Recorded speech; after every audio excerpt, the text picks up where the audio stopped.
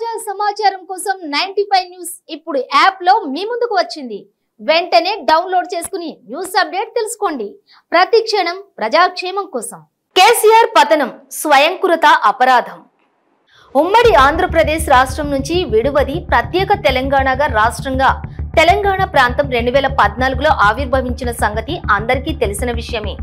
ఆనాడు జరిగిన అసెంబ్లీ ఎన్నికల్లో ఆంధ్రప్రదేశ్ నవ్యాంధ్రప్రదేశ్ రాష్ట్ర ముఖ్యమంత్రిగా తెలుగుదేశం పార్టీ అధ్యక్షులు నారా చంద్రబాబు నాయుడు కొలువుదీరారు. అలాగే ప్రత్యేక తెలంగాణ రాష్ట్ర తొలి సీఎంగా టీఆర్ఎస్ పార్టీ అధ్యక్షులు కల్వకుంట్ల చంద్రశేఖర్ రావు పదవీ బాధ్యతలను స్వీకరించారు. ఇదండి 10 ఏళ్ల క్రితం ఉమ్మడి ఆంధ్రప్రదేశ్ రాజకీయ చరిత్ర.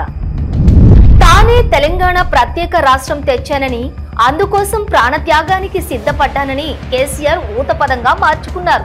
ముఖ్యమంత్రి కాగానే తన మంత్రులు, ఎమ్మెల్యేలు, ఎంపీలు తెలంగాణ తెచ్చింది కేసీఆరే అని భజన చేయించి భజంత్రీలు కూడా ముగించుకున్నాడు. అంతేనా?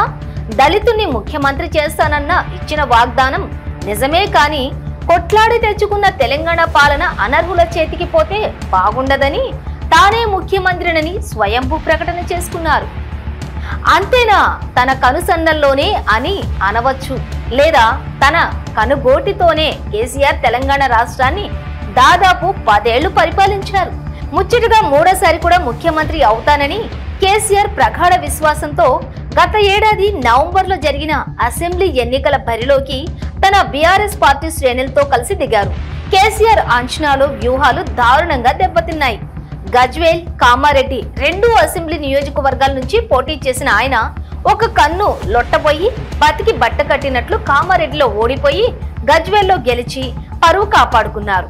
బాధాకరమైన విషయం ఏంటంటే ఇంట్లో కాలు జారి తుంటి ఎముక విరిగి 2.5 నెలలు మంచానికి పరిమితం కావడం. కేసీఆర్ కోలుకుని మళ్లీ తనదైన శైలిలో ప్రజల మధ్యకు వచ్చి సభలు, సమావేశాల్లో పాల్గొనడం సంతోషకరమైన విషయం. ఇక్కడ ఒక విషయం ప్రముఖంగా ప్రస్తావించాలి. అసెంబ్లీ ఎన్నికల్లో భారత రాష్ట్ర సమితి ఓటమి పాలు కావటానికి రేవంత్ రెడ్డి నేతృత్వంలో తెలంగాణ రాష్ట్రంలో కాంగ్రెస్ ప్రభుత్వం అధికారంలోకి రావడానికి కేసీఆర్ స్వయంకృత అపరాధమే కారణమని రాజకీయ పండితులు చాలా మంది పుంఖానుపుంఖలంగా విశ్లేషించడం గమనించదగ్గ విషయం. ఇక కేసీఆర్ సార్ మరో సాహసానికి ఒడిగట్టారు. ఏ లక్ష్యంతో, ఏ ధ్యేయంతో మలిదశ తెలంగాణ రాష్ట్ర ఉద్యమాన్ని మొదలుపెట్టారో అందరికీ తెలిసిన విషయం. ఒక ఉద్యమ సంస్థలా ప్రారంభించిన సంస్థను తానే ఒక రాజకీయ పార్టీగా మార్చి ఆ పార్టీకే తెలంగాణ రాష్ట్ర సమితిగా నామకరణం చేశారు. అందరూ తెలంగాణ రాష్ట్ర సమితి కేసీఆర్ మానస పుత్రిక అంటూ మనసారా 2014 ఎన్నికల్లో గెలిపించారు. టీఆర్ఎస్ లో స్వాగతించారు.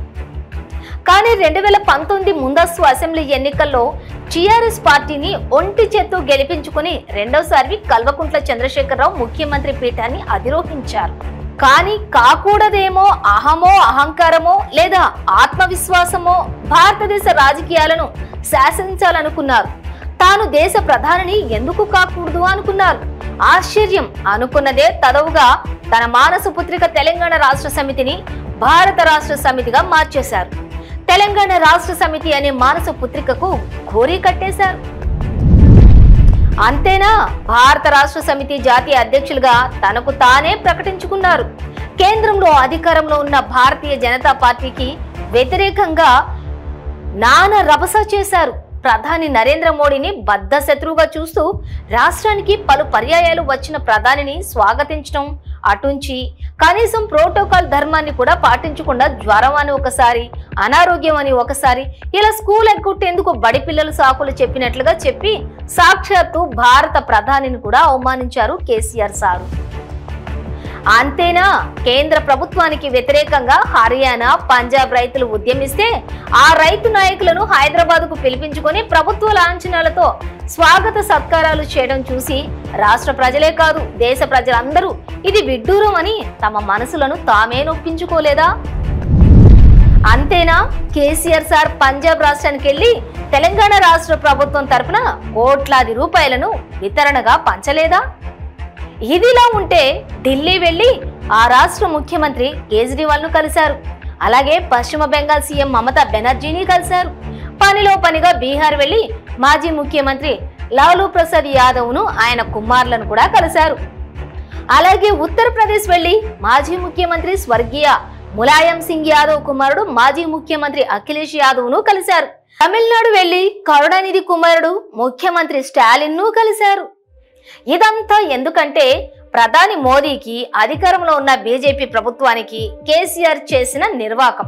ఎందుకంటే దేశంలోని ప్రతిపక్ష పార్టీలను ఐక్యం చేశానని, తానే ఆ కూటమికి నాయకుడినని, కాబోయే ప్రధానిని తెలంగాణ రాష్ట్రంలోని పత్రికలలోనే కాదు వివిధ రాష్ట్రాల భాషా పత్రికలలో, జాతీయ పత్రికలలో ప్రముఖంగా వేల కోట్ల డబ్బులు గుమ్మరించి మరీ ప్రచారం చేసుకున్నారు.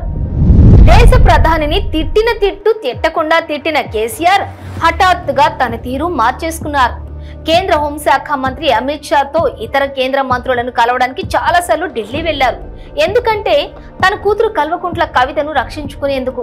మద్యం కేసులో కవితకు సంబంధం ఉందన్న విషయం తండ్రి కేసీఆర్ కు తెలుసు కనుకనే తనను నానా ఇబ్బందులు పాలు చేసిన బీజేపీ తెలంగాణ రాష్ట్ర అధ్యక్షులు బండి సంజయ్ ని తప్పించి తనకు అనుకూలుడైన కేంద్ర మంత్రి కిషన్ రెడ్డిని బీజేపీ రాష్ట్ర అధ్యక్షుడిని చేసేంత వరకు కేసీఆర్ పైరవీలు చేశాడని రాజకీయ పండితులు చెబుతూ వచ్చారు. అందుకే అసెంబ్లీ ఎన్నికల వరకు ఎన్ఫోర్స్మెంట్ డైరెక్టర్ కవితను అరెస్ట్ చేయకుండా వదిలేసింది. అయితే ఎన్నికల ఫలితాలు తారుమారు కావటం, తెలంగాణ రాష్ట్రంలో కాంగ్రెస్ ప్రభుత్వం అధికారంలోకి రావడం బీజేపీ అధిష్టానానికి కళ్ళు తెరిపించినట్లయింది. అందుకే ఈడీ విశ్వరూపం ప్రదర్శించి మాజీ సీఎం కేసీఆర్ కూతురు కవితను అరెస్ట్ చేసి జైల్లో పడేసింది.